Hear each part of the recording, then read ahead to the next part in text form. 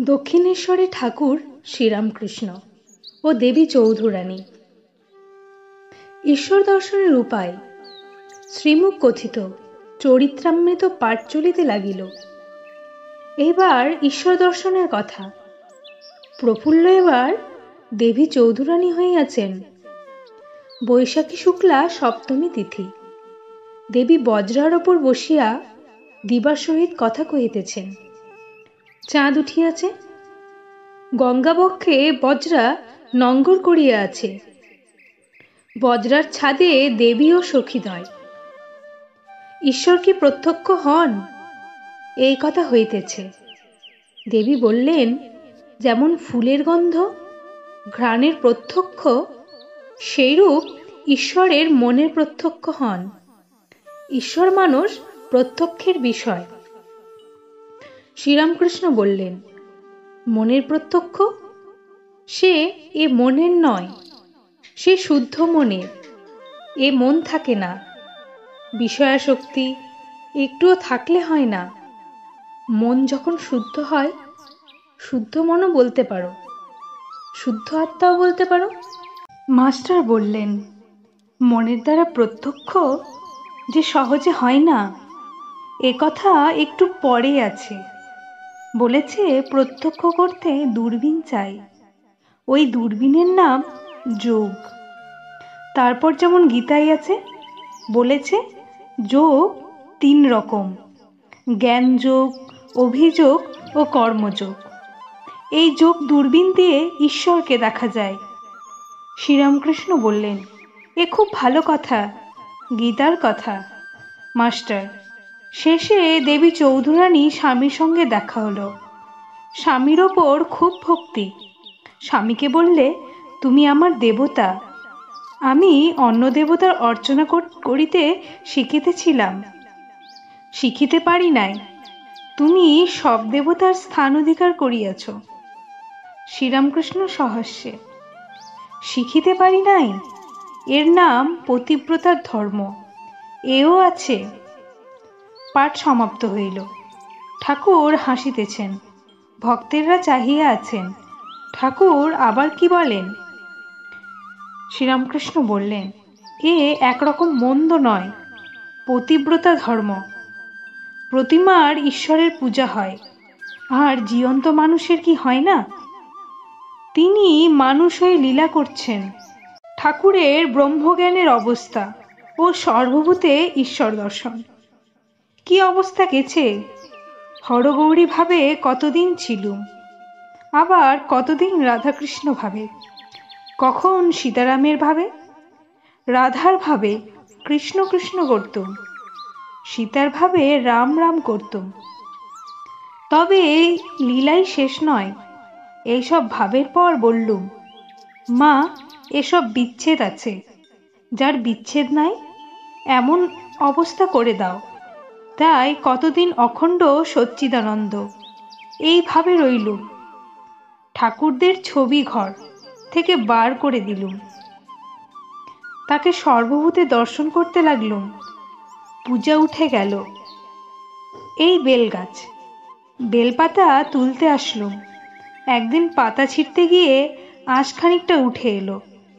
দেখলাম গাছ চৈতন্যময়। মনে কষ্ট হলো।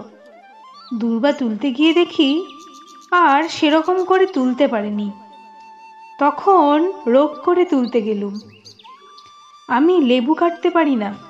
যেদিন অনেক কষ্টে জয়কালী বলে তার সম্মুখে বলির মতো করে তবে কাটতে পেরেছিলুম। একদিন ফুল তুলতে গিয়ে দেখিয়ে দিলে গাছে ফুল ফুটে আছে, যেন সম্মুখে বিরাট পুজো হয়ে গেছে। বিরাটের মাথায় ফুলের তোড়া, আর ফুল তোলা হলো না। তিনি মানুষ হয়েও লীলা করছেন। আমি দেখি সাক্ষাৎ নারায়ণ। কাঠ ঘষতে ঘষতে আগুন বেরোয়। ভক্তির জোর থাকলে মানুষেতে ঈশ্বর দর্শন হয়। তেমন টোপ হলে বড় রুই কাতলা কপ করে খায়। প্রেমানন্দম হলো সর্বভূতে সাক্ষাৎকার হয়। গোপীরা সর্বভূতে শ্রীকৃষ্ণ দর্শন করেছিল। গোপীরা সর্বভূতে শ্রীকৃষ্ণ দর্শন করেছিল, কৃষ্ণময় দেখেছিল, বলেছিল আমি কৃষ্ণ। তখন উন্মাদ অবস্থা। গাছ দেখে বলে এরা তপস্বী, শ্রীকৃষ্ণের ধ্যান করেছে। তৃণ দেখে বলে শ্রীকৃষ্ণকে স্পর্শ করে, ওই দেখ পৃথিবীর রোমাঞ্চ হয়েছে। প্রতিব্রতা ধর্ম, স্বামী দেবতা, তা হবে না কেন? প্রতিমায় পূজা হয়, আর জীবন্ত মানুষে কি হয় না? মানুষে ঈশ্বর দর্শন কখন? প্রতিমায় আবির্ভাব হতে গেলে তিনটি জিনিসের দরকার। প্রথম পূজারীর ভক্তি, দ্বিতীয় প্রতিমা সুন্দর হওয়া চাই, তৃতীয় গৃহস্বামীর ভক্তি। বৈষ্ণবচরণ বলেছিল শেষে নরলীলাতেই মনটি কুড়িয়ে আছে। তবে একটি কথা একটি আছে, তাকে সাক্ষাৎকার না করলে এরূপ লীলা দর্শন হয় না। সাক্ষাৎকারের লক্ষণ কি জানো? বালক স্বভাব হয়। কেন বালক স্বভাব হয়? ঈশ্বর নিজে বালক স্বভাব কিনা, তাই যে তাকে দর্শন করে তারও বালক স্বভাব হয়ে যায়। ঈশ্বর দর্শনের উপায় তীব্র বৈরাগ্য ও তিনি আপামর বাপ, এই বোধ। এই দর্শন হওয়া চাই। তখন তার সাক্ষাৎকার কেমন করে হয়? তীব্র বৈরাগ্য এমন হওয়া চাই যে বলবে জ্ঞানী, জগৎ পিতা, আমি কি জগৎ ছাড়া? আমায় তুমি দয়া করবে না? যে যাকে চিন্তা করে সে তার সত্তা পায়। শিব পূজা করে শিবের সত্তা পায়। একজন রামের ভক্ত রাত দিন হনুমানের চিন্তা করত, মনে করত আমি হনুমান হয়েছি। শেষে তার ধ্রুব বিশ্বাস যে তার একটু ল্যাজও হয়েছে। শিব অঙ্গে জ্ঞান হয়, বিষ্ণু অঙ্গে ভক্তি হয়। যাদের শিব অংশ তাদের জ্ঞানীর স্বভাব, যাদের বিষ্ণু অঙ্গ তাদের ভক্তের স্বভাব। চৈতন্যদেব অবতার, সামান্য জীব দুর্বল। মাস্টার চৈতন্যদেব, তার তো আপনি বলেছিলেন জ্ঞান ও ভক্তি দুই ছিল। শ্রীরামকৃষ্ণ, তার আলাদা কথা, তিনি ঈশ্বরের অবতার, তার সঙ্গে জীবের অনেক তফাৎ। তার এমন বৈরাগ্য যে সার্বভৌম যখন জিহ্বায় চিনি ঢেলে দিলে চিনি হওয়ার ফরফর করে উড়ে গেল, ভিজল না, সর্বদাই সমাধিস্থ। কত বড় কামজয়ী! জীবের সহিত তার তুলনা? সিংহ 12 বছরে একবার রমণ করে, কিন্তু মাংস খায়। চড়ুই কাকড় খায়, কিন্তু রাত দিনই রমণ করে। তেমনি অবতার আর জীব। জীব কাম ত্যাগ করে, আবার একদিন হয়তো রমণ হয়ে গেল, সামলাতে পারে না। লজ্জা কেন?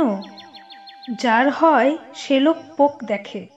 লজ্জা ঘৃণা ভয় 3 থাকতে নয়, এসব পাশ। অষ্টপাশ আছে না, যে নিত্যসিদ্ধ, তার আবার সংসারে ভয় কি?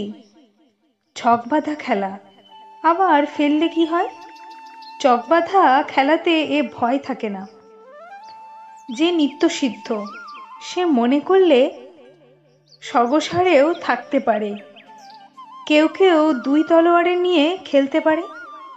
এমন খেলোয়াড় যে ঢিল পড়লে তলোয়ারে লেগে ঠিকরে যায়। দর্শনের উপায় ও যোগ ও যোগীর লক্ষণ। ভক্ত মহাশয়, কি অবস্থায় ঈশ্বরের দর্শন পাওয়া যায়? শ্রীরামকৃষ্ণ, মন সব কুড়িয়ে না আনলে কি হয়? ভগবতে সুখদেবের কথা আছে, পথে যাচ্ছে যেন সঙ্গীত চড়ান, কোনো দিকে দৃষ্টি নাই, এক লক্ষ্য, কেবল ভগবানের দিকে দৃষ্টি। এর নাম যোগ। চাতক কেবল মেঘের জল খায়। গঙ্গা, যমুনা, গোদাবরী আর সব নদীর জলে পরিপূর্ণ, শ্বাসমুদ্র ভরপুর, তবু সে জল খাবে না। মেঘের জল পড়বে তবে খাবে। যার এরূপ যোগ হয়েছে তার ঈশ্বরের দর্শন হতে পারে।